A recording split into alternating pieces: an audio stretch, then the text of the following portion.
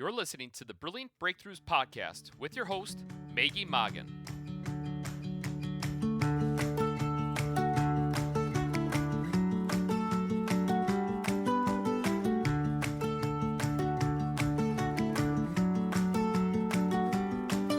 Hi, small business owners. Welcome to the Brilliant Breakthroughs podcast, where we focus on creating brilliant breakthroughs for the small business owner. FYI, this is also the name of our #1 Amazon best-selling book series for small business, titled Brilliant Breakthroughs for the Small Business Owner. Fresh perspectives on profitability, people, productivity, and finding peace in your business. You can get a digital copy or paperback. The book we're referencing today is Volume 2 with the emerald green cover. Today's conversation is with the founder of #1 best-selling Brilliant Breakthroughs annual business book series and a #1 best-selling business author from the 2017 and 2018 books, Maggie Mongan. Maggie has been coaching and training small business owners through their transformations for over 15 years. My name is Nancy Lucchese. I'm also a #1 best-selling author in the series, and you can find me at www.unleashedmobileapps.com. That's Unleashed Mobile Apps. And I help out small business owners bring their vision to life by putting their business into the palm of other people's hands and giving them a mobile app to showcase their business. So Maggie, welcome and congratulations on another #1 best-selling business book. Thanks, Nancy. Appreciate being here. Sort of weird being on the other side of the table today. Oh, but it's time for us to find out about you. Okay. Now, Maggie, let's talk about your chapter topic in the 2018 book. It's the 6th chapter titled, Business is Addicted to Busyness, Not Success. Improving upon decades of failure. Wow, what a title. Thanks. Yeah, that's really interesting. And it caught my attention here when I'm reading this, and I have a hunch our listeners would like to know also, what is the busyness trap? Ooh, great question to start with, Nancy. And you're going to love the answer. It's the primary challenge that I believe small business owners have. And maybe I should start by asking a question like this to our listeners. Are you experiencing a multitude of things, all that stuff that you have on your list, and you're busy all day long, and at the end of the day, you realize you didn't really accomplish much? Interesting. I have been in that position. Oh my gosh. Yeah, me too. Me too. It happens to all of us. Yeah. However, some of us live there. And when that happens, there's no forward progress. So, this is one of those ones that I'm going to share a truth that nobody's going to like, Nancy. Okay. All right. I'm leaning in because I want to grab this. Yeah. Here's the truth. We create our own busyness trap. Oh. I have to agree. There are times, and I'll feel so accomplished until I realize all I did was shuffle paper around that day. Well, we could be a little more productive than that too, and still not really progress our business in the direction that we choose to. And it's really strange, Nancy, because the busyness trap really occurs because we're choosing to be addicted to busyness. And that's a different can of worms that I'm going to say, if you want to know more about that, go back to episode 65 in our podcast, and I talk really heavily about that. Oh, okay. Okay. Because, I think a lot of people understand the busyness, but I don't think they quite grasp the addiction part. Right. And so you explain that more in the other podcast. Absolutely. That's episode 65. Episode 65. Awesome. Yeah. But I have a question. Yeah. Okay. So when somebody says, hi, How are you today? How do you respond? I always say absolutely fabulous. Yes, you do. Okay, and that is very unique because typically when um, we say, "Hi, how are you doing today?" the other person says, Fine, or, doing okay. well, Ah, more commonly, and this has been the trend for about the last 5 years, they'll say, "I'm so busy." oh, this is true. You are right. And I always have my other response, but yes, I have heard that several times from people. Right. And the sad thing is we're not asking what their workload is. We're asking how they are. Yeah. And that's an indicator that they're addicted to busyness. That actually is a really good one. And actually when I hear that out of people, I almost don't want to continue too deep of a conversation because I don't want to put more things on their plate. Right, right. It's like, okay, well, you're a little too busy for me right now. So okay, I'll let you have time and space to do what you need to do. Exactly. So in one aspect, people, first of all, it's an indicator that they're addicted to busyness, most likely. And it's also, and they don't realize this, that they're pushing away potential conversations and or business. And that's the sad part of all this. Yeah, yeah, yeah. So And what I want to share about this busyness thing is that it really damages your progress and prevents you from making those bold power moves that you want to make in your business to really improve it and get the traction that it needs to get. And if you're caught in that busyness trap, you just stay there because it erodes the possibility of you having the bandwidth to make those big power moves. Does that make sense? it does, it does. It's like you get comfortable there Yeah. and you get stuck. Stuck is a good word. Yeah. It's a great word. And I truly believe, even though there's no research that validates this, but after how many people I've talked to and all the research I've read, I believe that this busyness trap is probably the number one reason why most small businesses close. But nobody will follow that rabbit path that far down the hole. Right, right. So, along those lines, then, for what you're saying, in the book, you talk and discuss about the law of diminishing returns. And I'm kind of thinking that they go together. And really, does everyone experience that? Yes. Good question. I love that. Does everyone experience that? Yes. And we see it when we push ourselves. So let me pull back and explain what the law is. This law of diminishing returns says you can go ahead and keep adding resources to something that you're creating, a project, a process, whatever, your work. And there's a point where the more input you put in, the more output, the more resources you put in, the more you yield.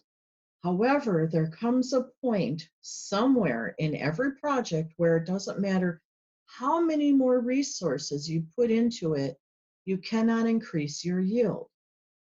Okay, so what happens is your productivity plateaus and then it starts to slowly or swiftly drop, diminish. Thus, the law of diminishing returns, which means you can be working your tail off. Here's a good example. You're an author, I'm an author. And we know when we're working deadlines, we're going to put extra time in and we might even stay up later and keep working on it because there's a deadline. Now, is that unique to most people with deadlines? Yeah. Oh, yeah, definitely. Yeah. Yeah. We all do this. But Right. there comes a point where no matter how much we want to work, we're not producing at that same high level that we were prior. Right. That makes sense. That does, because you're pushing yourself so hard, you're actually becoming counterproductive. Uh, Exactly. We're and yeah, and depleted. don't we feel almost guilty by not pushing ourselves forward? Yeah. You Well, know? that's just it. And here's the hard part. It's a universal law and it doesn't discriminate against how important a project is or who you are or what you're doing.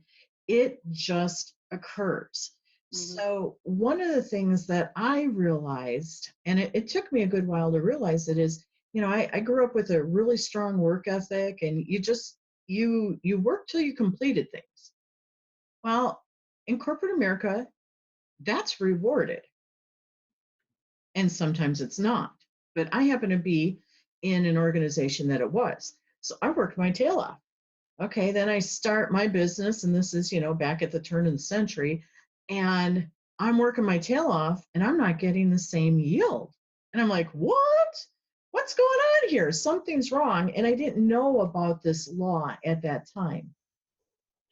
Now I do. And I choose to go ahead and embrace the law. And when I'm tapped, it doesn't matter. I'm tapped and I need to walk away. Hmm. And that's a self-management thing that I think small business owners need to be more aware of and start practicing more often, because we just keep plowing through stuff, don't we? Yeah, I've heard some people actually talk about how they're living on 4 hours of sleep a night and almost trying to be idolized for that. When in reality, I've got to believe, Maggie, that that's not something to idolize. Right. And even in the book in chapter 6, I talk about that. I call it the badge of honor, where we just like take such pride in how we're working our tails off and we're bragging about how many hours we're working. And guess what? That's not what we should be bragging about. Right, And right. it's not what we should be doing. So I want to tell everyone, if you have this badge of honor, rip it off your shirt and burn it before it burns you out. And then you end up closing shop and going back into getting a job that you probably don't want. Right, right. Wow. I heard somebody make a comment yesterday that I thought was very relevant here, where they said, when I'm done for the day and I have my family time, then it's time to go to bed. I actually tell my brain it is now my job to sleep. And it was beautifully spoken, because you're giving yourself permission to recharge, rejuvenate, and move forward. And that's just one example that I can think of, but I'm sure you have many, many others of how do we can avoid or minimize exhaustion and ultimately burnout. Well, you're talking to the right person, because what you just said about giving yourself permission to sleep, I had to teach myself how it was acceptable and even beneficial to sleep. And I talked to my body as I laid down, starting at my toes, every part of my body. I told it was okay to relax. And, we had another day to go into battle tomorrow and all that stuff. But it took me a long time to embrace that sleep was a good thing, exactly for what you said, to rejuvenate, regenerate. We're not machines.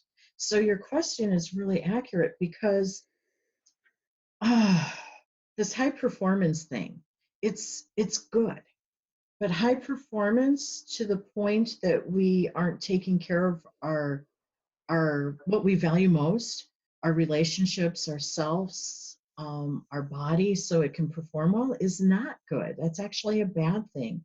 And I love the fact that there's been a big focus on performing better and continuous improvement and all that. But I want to make sure that everybody gets that we need to do it in a balanced way. And, I've been blogging about this for 10 years, and it's really simple. The science is so simple, everyone.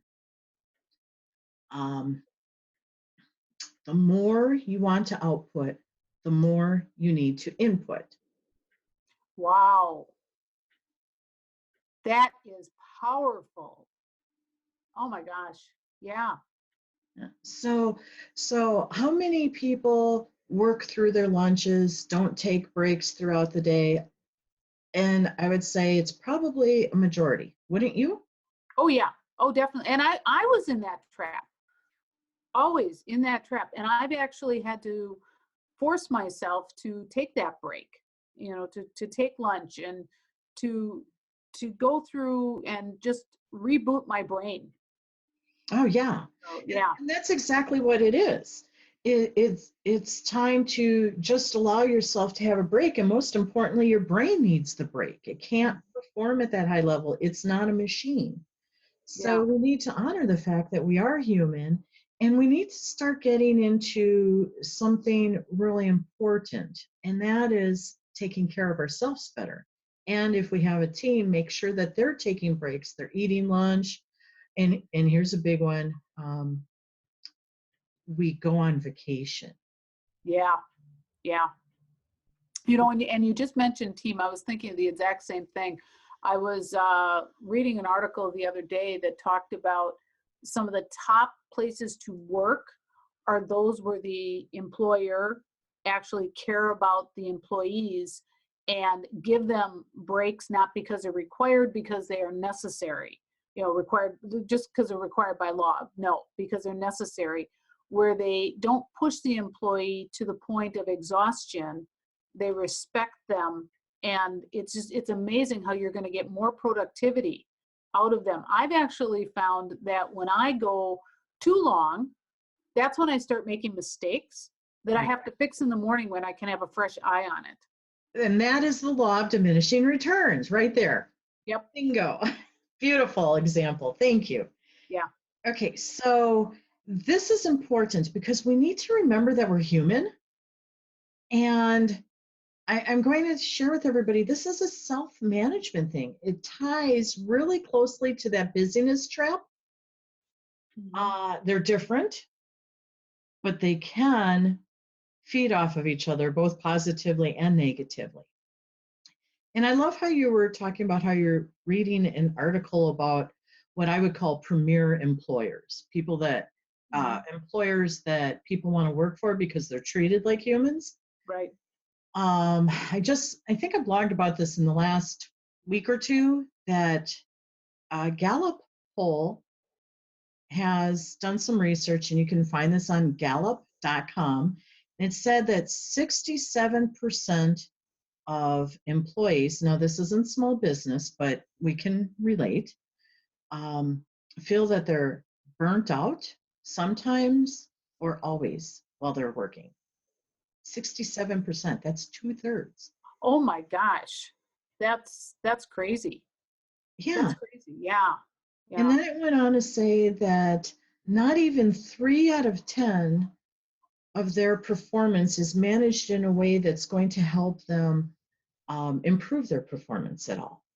So we have a lot of work to do in this area. And it doesn't matter if we're small business or big business, our workplaces, we need more work. And if the small business owner right now is listening, which I hope they are, you can control this because you dictate what happens in your organization.